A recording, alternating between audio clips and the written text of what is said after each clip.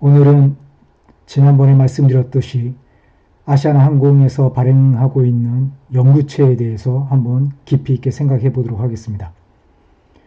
근본에 아시아나항공이 1조 7,300억 원의 유동성을 확보하기 위해서 노력하고 있는 것을 신문제상에서 말씀드린 적이 있습니다. 그러나 이 내용에는 굉장한 위험성이 있다는 것을 알고 계셔야 됩니다. 첫째, 연구체 매입 부분입니다. 연구체의 매입에 처음에 5천억 원이라고 하였지만 현재 바뀐 내용으로는 4천억 원으로 내용이 줄었고, 또한 그 부분에서 중요한 부분이 연구체로 알고 있었던 부분이 연구 전환사채라는 부분입니다. 연구체는 순수하게 채권으로 이 부분이 낮은 이자와 오랜 기간 상환하지 않는다라는 특수성 때문에 회사에 굉장히 유리한 부분이 있다라고 판단되어지지만, 이번에 확정된 부분을 본다면 연구 전환사채라고 내용이 나와 있습니다.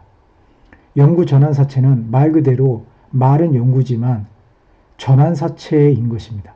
전환사채는 채권자가 언제든지 회사의 상황이 좋아졌을 때 주식으로 전환할 수 있는 그런 옵션을 부여받은 채권입니다. 고로 이 내용에서는 회사의 이익보다는 채권자의 이익이 훨씬 더 유리해지는 그런 측면이 있다고 보여집니다. 그래서 그 전에 말씀드렸듯이 자본 확충이나 경영 정상화와는 특별하게 관계가 없는 부분이 좀 더 확실해졌다라고 보여집니다. 이 부분에서 현 부총리 겸 기획재정부 장관이 기존에 말했던 것처럼 부실한 기업은 빨리 신속하게 구조조정을 해야 되는 것이 원칙이고, 개별 기업의 부실은 개별 기업이 모두 책임져야 된다는 것이라는 겁니다. 그러나 아시아나항공에서 보여주듯이 대주주 책임은 물론 없었고, 이 대주주 책임 부분에서는 회사 정상화를 위해서 매각 발표가 이루어지자마자 회사 주가는 굉장히 고공행진을 하고 있고, 또한 회사가 정상화된다라는 가정하에 많은 소액 주주가 새로 주식을 취득하여 주식은 며칠 후에 굉장히 빠른 속도로 추락하고 있는 부분을 보여주고 있습니다. 따라서 매각 발표가 과연 누구를 위한 부분인가, 그리고 그 내용을 정확히 알지 못하는 소액 주주들은 지금 많은 손실을 보고 있다는 것이 현실입니다. 또한 이해관계자 고통 분담을 말하고 있지만 사실 그 내면에서 본다면 부실을 이용한 높은 이득을 추구하고 있다는 것입니다. 독자 생존을 위한 능력 확보를 하기 위해서 다양한 방법을 사용하고 있다고 하지만 독자 생존이 더 어려워지고 있는 측면이 있지 않은가 보여집니다.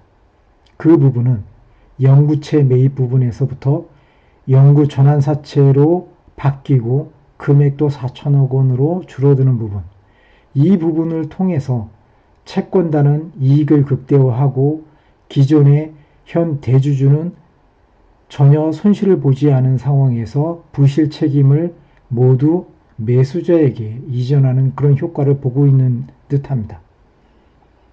그래 결국에는 매수자 입장에서는 현 주가 대비 만약에 제3자 배정 유상증자가 이루어진다면 엄청난 손실을 떠안으면서 회사를 매수하게 되는 그런 측면이 있습니다.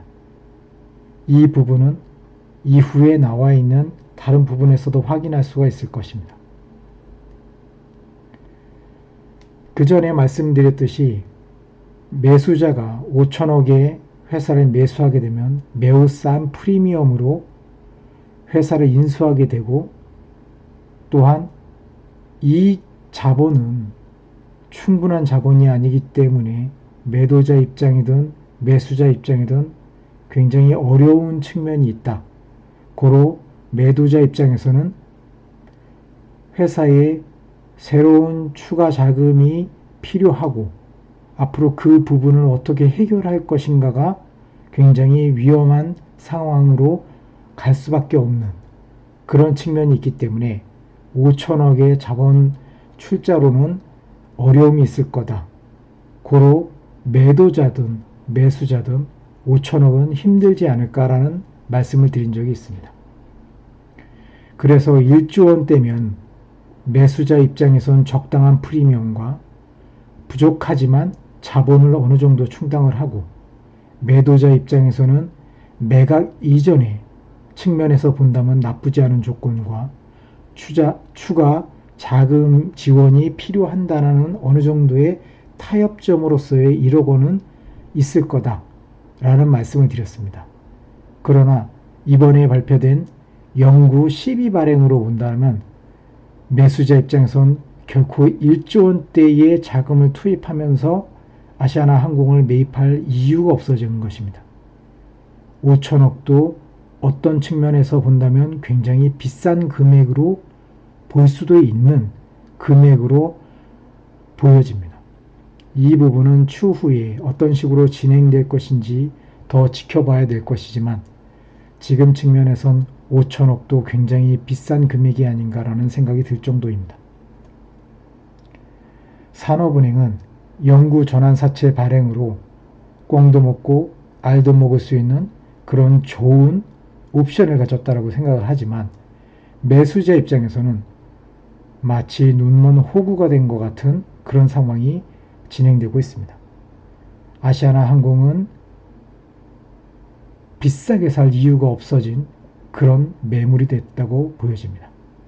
아시아나 매수 대금은 그 대금이라면 한진칼을 강성부 펀드와 함께 매수하는 것이 전략적으로 훨씬 더 유리한 조건이며, 한진칼은 현 주가 36,000원이 단기 급등으로 인해서 가격 이점이 떨어져 있지만, 처음에 급등하기 이전인 25,000원 선이라면 15% 정도의 지분 확보로 아시아나 인수와 같은 효과를 기대할 수 있으므로, 매수자들은 오히려 한진칼의 주가가 어느 정도 안정권에 들어가는 시점에서 지분 확보를 한다면 아시아나 항공을 전부 인수하고 나중에 전환사채로 인한 문제점이 발생했을 때를 감안한다면 한진칼이 훨씬 더 매력적인 회사로 부각될 수 있다는 측면입니다. 영구 시비는 사실상 2년 만기 차입금으로 보여집니다. 발행금리는 연간 7.2%로 매우 높은 상황이며, 2년 후에 조기 상환 또는 연 2.5%의 추가 이자를 지급해야 되는 조건입니다. 또한 5년 이후에 기존 이자율에 매년 0.5%씩의 추가 이자를 부담해야 되는 엄청난 조건, 다시 말해서 매수자에게는 엄청나게 좋지 않은 상황을 만들고 있다는 것입니다. 영구전환사채는 매수자는 주식가치 희석화뿐만 아니라 금리 부담 리스크를 추가하게 되어 아시아나 항공 매수에 엄청난 걸림돌로 작용할 것으로 보여집니다.